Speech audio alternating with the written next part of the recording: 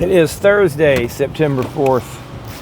This is the Christian Commute. I am your host, Seth, and you are riding home with me. Well, am I going home? No, I'm going to pick my kid up. Let's see, kid number 5, son number 3, from his flag football practice. So that's where I'm going. And guess what? I have a full show for you. I think. So I looked in the inbox today and I thought to myself, I wonder if I forgot about a question in there. And I found one with a star by it. And it was in the voicemail box. And there's 2 ways I handle questions. If it comes in the inbox, it's all in my Gmail, by the way. If it comes into Gmail and somebody says, "Dear Seth, what about this, that, and the other?" I answer it on the show.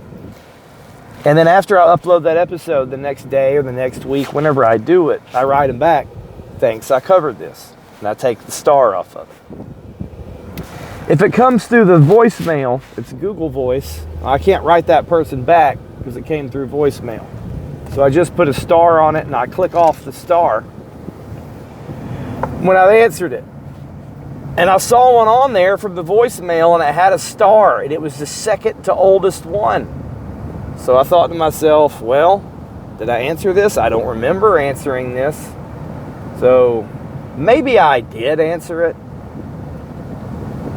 Oh, now. Oh, can't do it. My friend just sent me a text message offering me his Alabama tickets. And I can't go because I've got a wedding.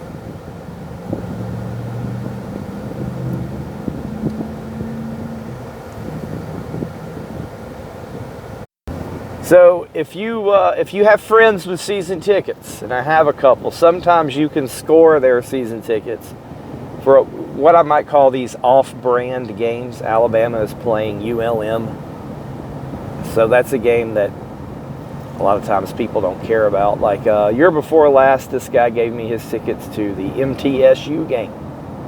But when you have kids like me, they're, "I want to go to the game, Dad." They don't know the difference. They just know they get to go to the big stadium and see Alabama win. But on that note, since there's not going to be a show tomorrow because I'm going to get my hair cut instead of coming to work, Brother William says Alabama 24, University of Louisiana at Monroe 17. So Brother William thinks Alabama's going to squeak by ULM. What is their mascot? Are they the Saints? And I can't disagree with that. I've had it with Kalen DeBoer. Fire him and pay the $70 million. Messed up. Fire Yes, them. sir. You need to talk to the wedding folks about how their decision impacts other But families anyway, this time of year. Sorry for that distraction. It did remind me to give you Brother Williams' Alabama pick for Thursday. I have a full show, and if I've answered this question again, or I've answered it before, you get the same answer, hopefully. You get to hear the answer again. Whenever somebody asks me the same thing, I'm like, I sure hope that I answered it the same way, and that I was right both times. One of my coworkers just asked me, "Are you sick?" Because she thought my voice was going. I said, "No, I'm not sick. I had soccer practice yesterday. I've been yelling a lot." So if you guys think I'm sick, if I sound like RFK making a speech before Congress, no, I'm not sick. My voice is just going from coaching and coaching and coaching. I have boys and girls practice back to back, so I'm out there for a long time. Today's show title, I'm hungry. That's not the show title. Today's show title is Cold Called Evangelism. Not Cold Call Evangelism. Cold Called Evangelism. Ooh, almost ran a light. You get up on a light and it's turning yellow and you don't know if the guy in front of you is going to slam on his brakes or gun it? I was in that situation. I was like, "Come on, dude, come on." But I made it. Cold called evangelism. I just watched a the tractor trailer in front of me just ran a red light. He just ran straight through it. Okay, whatever.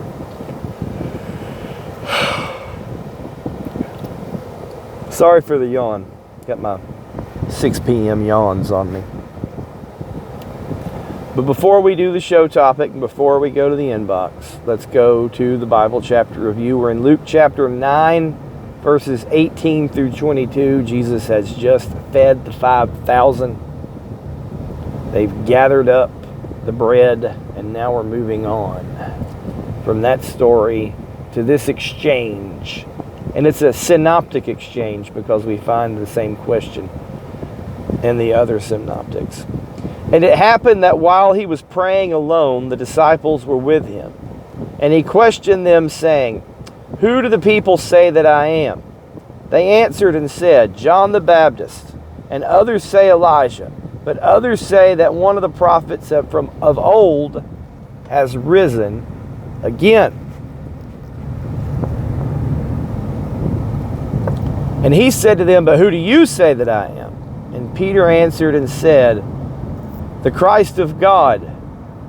But he warned them and instructed them not to tell anyone, saying, "The Son of Man must suffer many things, and be rejected by the chief priests and scribes, and be killed, and be raised up on the third day." And that goes through verse 22. So Jesus, previous to this, has done all these miracles leading up to this. And we've been talking about them. We've been going over them. He's been casting out demons. He's been healing people. He raised Jairus' daughter from the dead. He calmed the storm. He fed 5,000 people by multiplying fish and loaves. There's something about this guy. People have taken notice. And he asked the disciples, "Who do people say that I am?" And the disciples tell him the right answer of their wrong answers. All right, so this is the right answer because the question is, who do people say that I am? And the disciples, they'd have already gone out, 2 by 2 without their money bags, going evangelizing from town to town. They've been preaching the kingdom. So they hear about Jesus. They've heard what people have said. Jesus is asking them, who do people say that I am? And they give them the answers that the people say. So that's the right answer to Jesus' question, but the people have the wrong answer because the people are not correctly identifying who Jesus is. They think he's Elijah come again. They think he's John the Baptist back from the dead. Or they think he's one of the prophets back from the dead. And I want to point this out, that the possibility that somebody could rise again is not some impossible, unheard of thing. Because they think Jesus could have brought a prophet back from the dead, or John the Baptist. They are expecting the return of Elijah. Remember, Elijah was caught up in chariots of fire to heaven. He didn't grow old. He wasn't executed. He didn't die of old age. So there's an expectation that he could come back. But none of the people, or at least not as reported by the disciples here, have correctly identified who Jesus is. Peter does. And speaking for the disciples, he says, "Who do you say that I am?" Speaking for them, he says, "You're the Christ of God." They recognize that Jesus is the Christ. Now get this, Jesus tells them, don't tell anybody. Don't tell anybody this. Because something has to happen first. The Son of Man must suffer many things, be rejected by the chief priests and scribes, and be killed and raised up on the third day.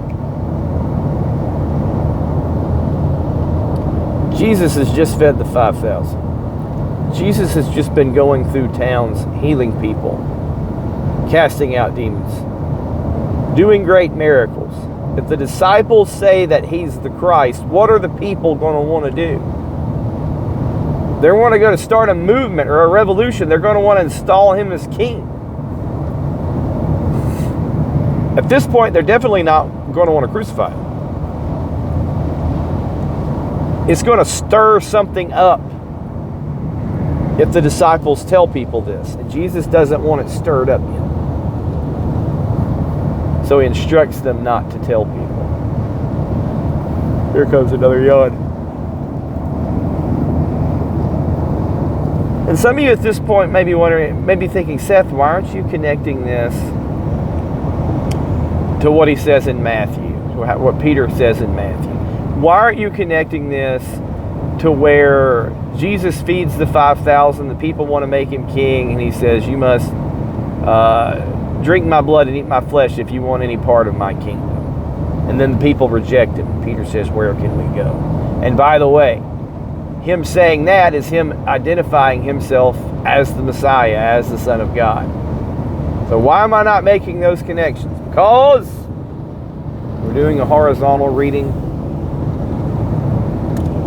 of the Bible, of the Gospels here. We're doing a horizontal reading of the Bible and of these stories. A horizontal reading of each Gospel book, not a vertical one. That's why. That's why I'm not connecting it to the Messianic secret Mark, where Jesus says to the demons, don't tell me I'm quiet, don't tell me who I am. The demons know who he is. This is, as I've said before, a vertical reading. Because we're going book by book and focusing on that book. If I was preaching a sermon, I would make those connections. Now let's go to the inbox. It's Jeff from Slow Driving, Florida. And Jeff's question is, should church discipline be a regular thing going on at the church? Should church discipline be a regular thing going on at the church? And he makes mentions that the Puritans were doing church discipline all the time. It seemed to be a monthly or weekly thing with them. And now you can talk to a preacher and they'll say, man, I've been a preacher for 30 years. We've done it once or twice, if that. So what's going on? Well, number one, Jeff, I want you to remember that the Puritans were theonomic, that the government was like a Bible government. So breaking the law was not just a church discipline thing. You could be put in the stocks for it. That's kind of, their civil laws were mixed up in the Bible, just to be really simple about it. But yes, the Puritans were definitely more serious about holiness than churches are now. Remember, the Puritans were separatists who come to a new place separated from the Church of England and came across the world and tried to make a life in a harsh environment because their religious convictions were so great that they were so zealous for them. I don't think people are really zealous that much now. We definitely have a different idea of church and society than the Puritans did. So that's part of it. But here's a simple way to answer your question, Jeff. Let me ask. I'll answer your question by asking you a question. Should the discipline of your children be a regular thing going on in your house? And the question was, well, yeah, but I don't want it to. Or the answer is yes, but I don't want it to. Like, I don't want my children acting up. I don't want them getting in trouble. I don't want to have to spank them. I don't want to have to ground them. I don't want to have to yell at them. I don't want to have to correct them. I want them to just do right all the time. Should yelling at my kids at soccer practice be a regular thing? No, I wish they did every drill correct and never made any mental mistakes. But they're gonna. Just like my children are going to get in trouble, and it's my responsibility as their father to discipline them. I would be derelict in my duty as a father if I wasn't disciplining my children. Just like churches are derelict in their duty as covenant members with one another if they're not carrying out church discipline. It's gonna happen.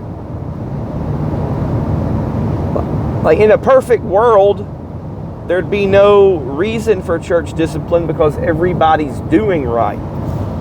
And then we wouldn't have a lot of the New Testament because Paul wouldn't have had any reason to write and say, y'all are doing it wrong. Foolish Galatians, who's bewitched you? Corinthians, stop being so carnal. That's Thessalonians, get to work.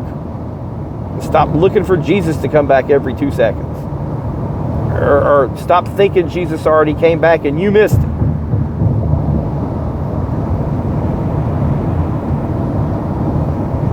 Philemon, you got to accept this guy, Onesimus, back as a brother. I know he's in trouble.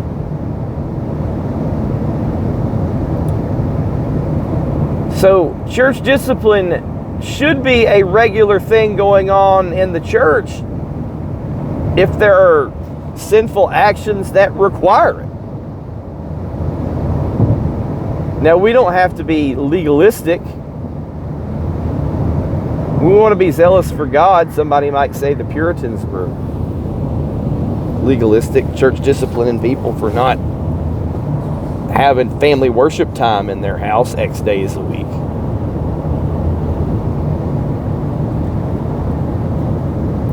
But guys, this is just statistics.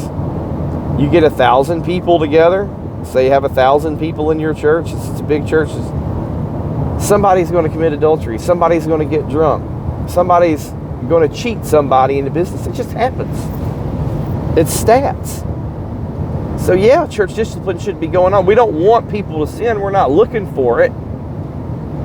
You guys remember when I lived at my previous house, I used to talk about hunting squirrels. And there was the previous owner had a squirrel problem in the attic and spent all this money trying to mitigate that. My neighbors are going through the same thing right now because they got all these trees in there. And my dad owned the house I was living in before the one I live in now. And he said, if you see any squirrels in the yard, shoot them with a BB gun. And there was a bunch of squirrels back there. So if I saw a squirrel in the yard, my dad told me to shoot it. So I'd have the BB gun right inside the door there in the basement. And when I would come home from work, sometimes there'd be squirrels there. So I'd be real quiet. I'd sneak in there, open the door real quietly, take aim, and try to shoot those squirrels. And you had to get your adrenaline up because I'm hunting. Now remember, I don't want squirrels in the yard. It's a good day if I come home and there's no squirrels and I don't have to shoot them. But sometimes I'd get home and I'd get excited, like, am I going to get my gun and shoot a squirrel? Is a squirrel going to be there? And I realized, wait a minute, I don't want a squirrel to be there. If you're the rat catcher, you don't want to find rats. Rats are nasty, diseased things. So it's like that with church discipline. You don't want to be like, oh, I hope there's some squirrels so we can do church discipline. Nobody else does it, but I'm going to get these people that are doing it wrong. We're going to be holy in the church. Like, no, man, don't look for it. But when it presents itself, you have to deal with it. And what do we know, Jeff? We know from our life experience growing up in church and being in church now that this is not happening regularly. It kind of just gets ignored. Why is it ignored? Because churches now are all about church growth, and we got to grow, and this guy will leave if we challenge him. And who am I to judge? Pastors are hired talkers, not people trying to actually shepherd your soul.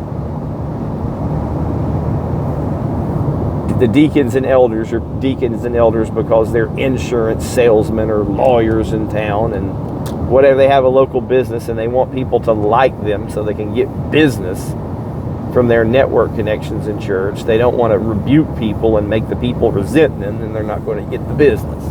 Because remember, no good deed goes unpunished. Especially rebuking sinners, because they don't like it. So it should be regularly done. Why? Because sin is regularly happening. But it's not getting done. by and large. We know that.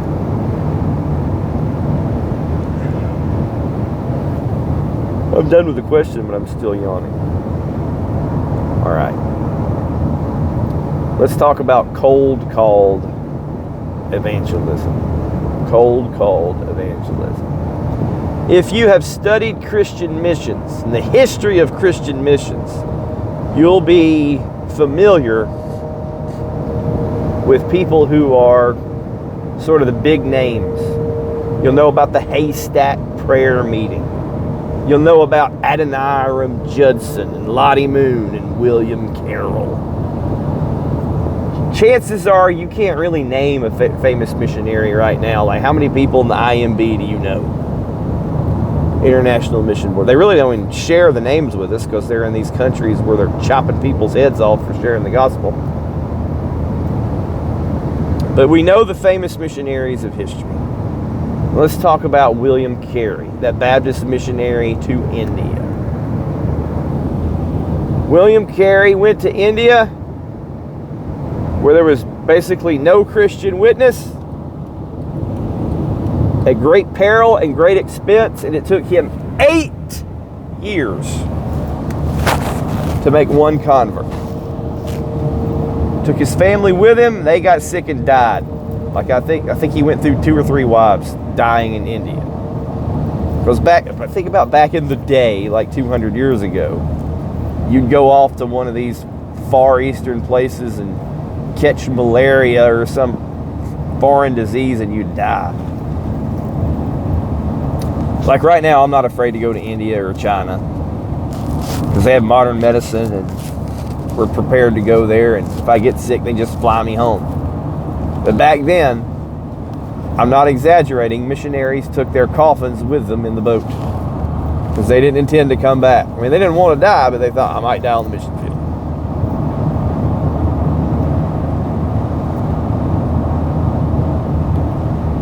So think of the huge sacrifices back then people made just to get across the ocean to meet a person who'd never heard the gospel.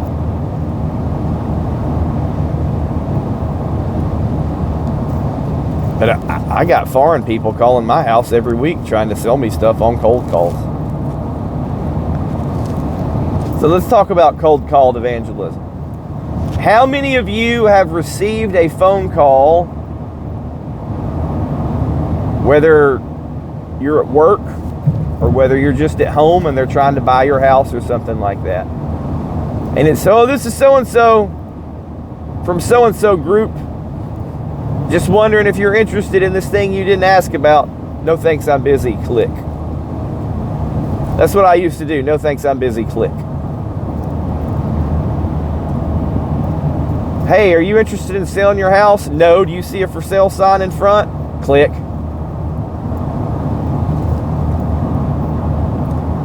One of the funniest jokes on the Jerry Seinfeld show, he received a call from a telemarketer and Jerry said, oh, I'm busy. Can I get your home number and call you back? And the telemarketer said, no. Jerry said, oh, so you don't want people calling you at home and bothering you either. He hung up on him. Ha ha ha, everybody laughed. And then one day I had an experience. This was a few years ago. I went to a business in the Calhoun-Dalton area here in the carpet capital of the world called Ace Turf. And they tufted fake grass, turf grass. They didn't coat it, but they tufted it. A small operation. And I was working at Field Turf at the time, and I was in charge of purchasing. And we had a need to make turf of a certain gauge, and we didn't want to break into our machine and our lineup of products during busy season to make that gauge. So let me explain to you guys how it eats time, plus you learn. Let me explain to you guys how carpet gauge works. In artificial turf, you have 16th gauge, quarter gauge, half gauge, and 3/4 gauge. And the gauge is how many inches there are between the needles.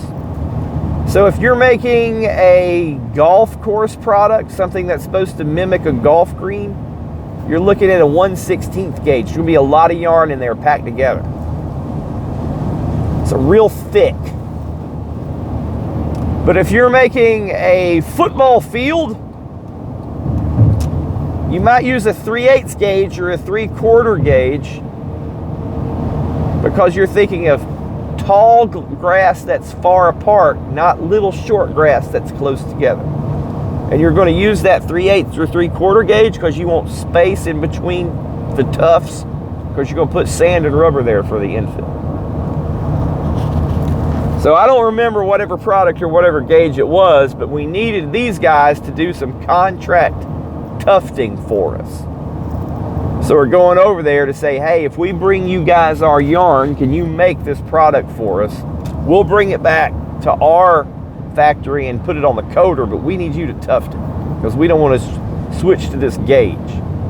You know, what would you charge us? You know, we're looking at somebody, you're going to charge us, 15, 20 cents a square foot. So I went over there to see their operation. We met the owner. And this guy says, well, if you guys are from Calhoun, you might not have heard nice things about me because I ruined my whole life on drugs. I lost everything. But I got saved and I found the Lord and I turned my life around and started this business and now I'm successful. And I'm thinking to myself, dude, TMI, I am his name's Eric. Why are you telling me that you used to be a drug addict and have all these problems? That's a lot of personal information. That makes me uncomfortable. And then I thought to myself, wait a minute. This is a small business owner and he is trying to use his venue and his platform to share Christ. He knows I need him. He knows I got a bunch of tufted machines of my own, and I'm here to get him to do work for me in his little factory when I have the biggest factory in the world, the best factory in the world. He's going to say what he wants. He's going to use his platform to glorify God and tell about how Christ saved him. And I thought, people in sales, especially on the other end, have to listen to you. I remember there was another salesman at another vendor, and he was selling me goop to slather on the back of the carpet. I'll put that in the layman's term. And he was like, oh, I heard your podcast the other day. Heard your podcast the other day. Sometimes he'd say that to me. I said, oh, thanks, man. Let me get you a mug. And then I thought to myself, like, this is a salesman. He knows what I'm interested in, and he's talking about it. Maybe he really does like my podcast. I don't know. But he's getting to know his client. And then I started thinking about sales relationships and having to talk about what people, if you're the buyer, they're going to talk about what you want to talk about. There's the episode of King of the Hill where a Massachusetts guy comes in to buy propane and Mr. Strickland gives Hank $100 to make go out and give this guy the real Texas cowboy experience. And then I thought about cold callers. What is the number one job of a cold caller? You're going to say, to sell you what they're calling about. Well, yeah, but how do they do it? They want to keep you on the line as long as possible. These are people getting used to being hung up on instantly. And they're sitting there, call. All they do all day long is call people and get hung up on. And many of them are from other countries. Like, remember William Carey went to India to evangelize the Indians?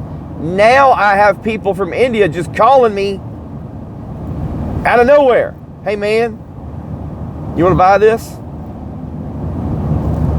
So I began to think to myself, instead of hanging up on these people, why don't I talk to them? establish a connection with them, ask them about themselves, and share Christ with them. You know, William Carey went across the ocean and his wife died and he took his coffin with him. The least I could do is when somebody calls my house, I mean, or my cell phone. I don't have a house phone. When he calls me at my house, I can talk to him. I had a Pakistani Muslim call me while I was on vacation. And I think it was him trying to buy my house. I don't think he was trying to call me about work. People find me on LinkedIn, and because I have a fanciful title, because my title sounds high up, they say, oh, this guy's in charge of something. He's a director. I bet he can buy what we... And the truth is, I don't really have any input in the software buying decisions. I'm in a different part of the finance department. Somebody else does that. But they don't know. They're just calling. But this guy called and he's like, hello, would you like to sell your house? And I was like, no, man, I don't want to sell my house. Where are you calling me from? All right, where are you from? They don't expect, hi, man, where are you from? What are you doing today? And this guy's, well, I'm so-and-so. I found out he was Pakistani. I said, well, you're Pakistani. Are you a Muslim? Yes, I'm a Muslim. And I, well, what do you think about the Bible? This guy talked to me for 15 minutes about the Bible and the Quran. Then I ended the call, or wrapped up the call, by sharing the gospel with him, telling him to repent, believe in Jesus Christ. I had a guy from India call me a few weeks ago, talked to him, and he said he was going to go to church. Do you ever go to church? No? Is there a church near there? Go to church. And then I said, go to church, then call me back. He never called me back. I don't know if he went to church or not. So you got to imagine some person sitting in a cube somewhere, going through drudgery, just trying to keep people on the line, getting hung up on all the time. They are not expecting to say, oh, hey, where are you from? What's your name? Sometimes they're like, my name's Alan, or they'll be like, my name is Alan, and I am from Austin, Texas. I'm like, your name is not Alan. You may be in Austin, Texas. What's your real name? Because a lot of Asian people adopt American names. That's just what they do, because sometimes they're easier to pronounce. I went to college with Chinese people, and they'd be like, my name's Ann. I used to work at Georgia Pacific with a Chinese girl. Her name was like Mao Yun. He's like, my name's Becky. And I had a Cambodian friend. Her name was Neat Soma. He's like, my name's Lisa. So all these Asian people, they'll adopt an Anglo name. And I'm like, what's your real name? How'd you get that? Why'd they name you that? How long you been doing this job? You make any sales today? Well, and they'll be like, I'm from this country. I had a cold call girl call me from Texas. Oh, you're from Texas? Do you go to church out there in Texas? That girl talked to me forever. She was trying to sell me some kind of anti-phishing tool, like not like web phishing, phishing, like web email phishing. Usually if an Anglo person's calling me from Texas, they probably have experience in church, but it doesn't hurt to ask. So no, I'm not going to Texas. No, I'm not going to Pakistan or India or wherever. But these people are reaching out to me. Can I not take a minute and turn that into a gospel conversation?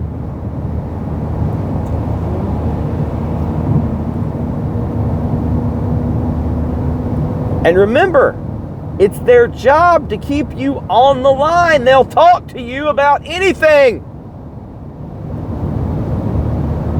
Just be nice to them and share the gospel. Put yourself in their position. They're in that call center. Hello, this is so-and-so. Hey, man, I'm reaching out from... They all have a script. They call and they act like they know. Hey, this is Robert. How you doing? How you doing, Jeffrey? Nobody calls me Jeffrey. Hey, Robert, how are you doing, Jeffrey? Or, hey, Jeffrey, this is Robert from Think Tank. Yeah, I was just following up on my email the other day. Are you interested in spam product or whatever? No. Take me off your list. No. Oh, hey, man, no, I don't know anything about that. Where are you calling from? Yeah, how long you worked over there? What do you do over there? You got a church you go to over there? Spiritual conversation right there. Oh, where you're calling from? Oh, you're calling from India? Oh, are you a Hindu? Are you Muslim? What are you? I'm a Hindu. You know, the Bible says it's appointed once the man to die.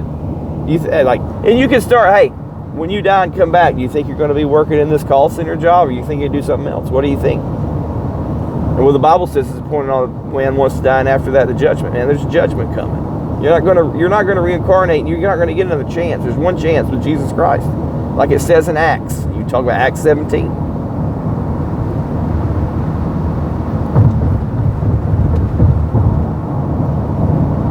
Be nice. Be respectful.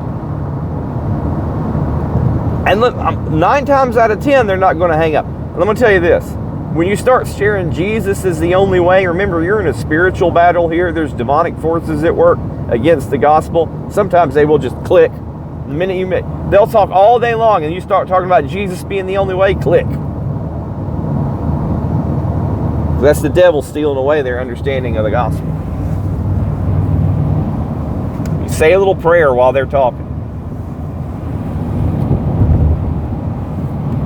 They're going to be so shocked that they're not hung up on and they actually get to have a conversation. Could you imagine the drudgery of going through that script every day? Let's say nobody hung up on you and you still went through the script every day. What do? You take those people off their script. There's no script for, hey, where are you from? How'd you get that name? How long you been working there? What's your religion? That's not on their script. So what am I saying? Don't hang up on opportunities to share the gospel. Especially if they're scammers. Because hey, this is so-and-so calling from the Social Security Administration. Yeah, I need your Social Security number so I can make sure you get your check. And when they're obviously a scammer, you can be like, hey, you know God sees what you're doing. What does God think about you trying to cheat people out of their money? You're in sin and judgment. You want to repent and turn to Christ? I mean, you never know. They might answer. So listen, get ready for some cold-called evangelism. I ain't judging you if you hang up on people bothering you while you're trying to work or go on vacation or eat your lunch or whatever. But remember, it's an opportunity. And they have to talk to you because it's their job. They have to talk to you because it's their job. Take advantage of that. Be like that guy at Ace Turf and use your position to further the cause of Christ. Thanks for listening to the Christian Commute. Lord willing, I'll be back with you again Tuesday. As always, God bless, and as always, remember, Christianity is not about getting saved. It's about being saved.